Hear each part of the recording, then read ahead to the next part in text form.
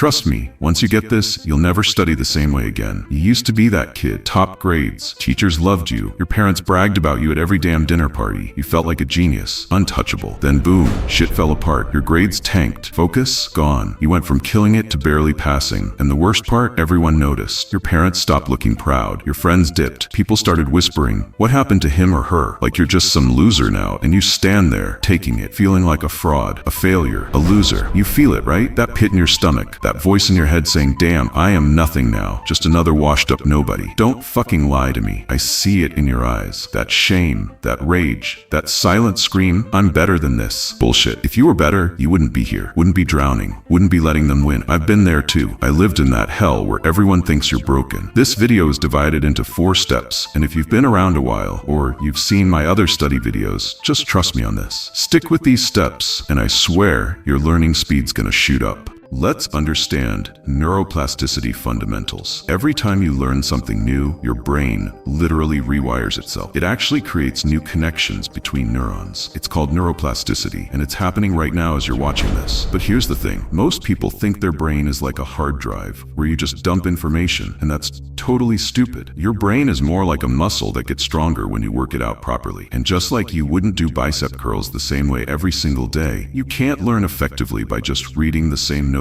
over and over. The key is deliberate practice with the right kind of repetition, not mindless repetition. That's just wasting your time. Hack number 1, the testing effect. Okay, this first hack is gonna sound backwards, but stick with me. Stop rereading your damn notes. Seriously, put the book down. You know what actually works? Testing yourself, like aggressively. Here's what you need to do. After you read something, close the book and try to write down everything you remember. Don't cheat. Just brain dump it all out. I remember when I first tried this, I was like, dude, I can't remember shit. And that's exactly the point. When you struggle to remember something, you're literally forcing your brain to strengthen those memory pathways. It's like doing push-ups for your memory. Think about it. When was the last time you actually retained information from highlighting? I'll wait. Exactly. But I bet you remember that embarrassing thing that happened to you in 7th grade perfectly, right? That's because your brain had to work to process that memory. So whether you're studying for the CPA exam or trying to remember all the features in that new software at work, ditch the highlighter. Test yourself constantly. Make it uncomfortable. That discomfort is your brain getting stronger. And the crazy part is, students who use this method score like 50% higher on tests compared to those who just reread. 50%. That's not a small difference. Hack number 2,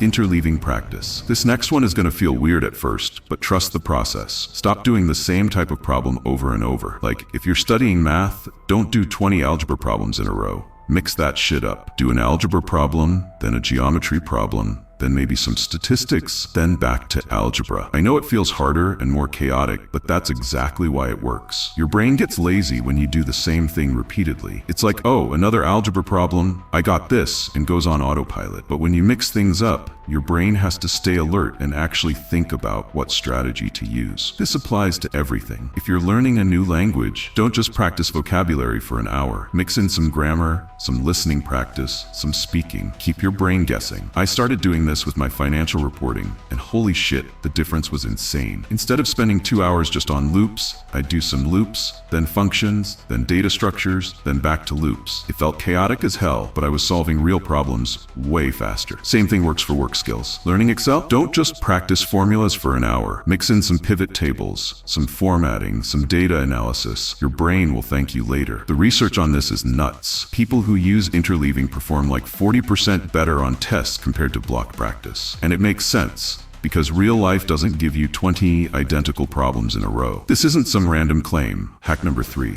the generation effect. Stop using other people's boring-ass examples. I know the textbook gives you some perfect one about supply and demand or whatever, but using that is like watching someone else go to the gym and expecting to get ripped. Makes 0 sense. Your brain learns way faster when you make the connection. Like, instead of memorizing some dumb pizza example, come up with your own. Use concert tickets, PS5 drops, iPhone launches, anything you actually care about. For me, I figured this out while growing my YouTube channel. At first, I kept trying to study all these success stories from other creators, but none of it stuck. It felt fake. Then I started breaking down my own videos. Why some blew up, why some flopped. I connected every idea I learned back to my content. And just like that, everything started clicking. That's the power of the generation effect. When you make your own examples, you're not just memorizing random facts, you're wiring your brain to actually understand it. Like, if you're learning project management, don't just repeat the textbook crap. Think about how you planned your last group trip or scheduled your content calendar. Same ideas, just in your own world. Your brain eats that shit up. Give it raw blocks to play with, not someone else's perfect little puzzle. Hold up, before step 4, big fucking news. Everything in this video, it's dropping in my full ebook guide. Way more detail than I could cram here without putting you to sleep. Hack number 4, cognitive load management. Alright, let's talk about the last hack, and this one's big. Your brain is not a computer. It can't handle unlimited info all at once, but most people treat it like a damn suitcase. Just shove everything in and pray it fits. Then they wonder why nothing sticks. Here's what actually works. Break it down. And I don't mean random breaks. I'm talking about the 90-minute method. Your brain can only stay locked in for about 90 minutes. After that, it's done, cooked. So instead of doing those 5-hour zombie study sessions, split it up. Go hard for 90 minutes, then take a real break. And no, scrolling Instagram doesn't count. I mean actually rest, get up, walk, eat something. Why? Because your brain needs space to store what you just learned. If you keep cramming, it's like trying to save files on a laggy computer. It just crashes. So here's a little tip. During your break, switch it up. If you were studying numbers, go vibe to some music or walk around. Let your brain breathe. Think of it like this. Your attention span is a muscle. You wouldn't hit biceps for 5 hours straight, so stop doing that to your brain. I know it sounds basic, but basic works if you actually do it. So stop just watching videos and nodding along.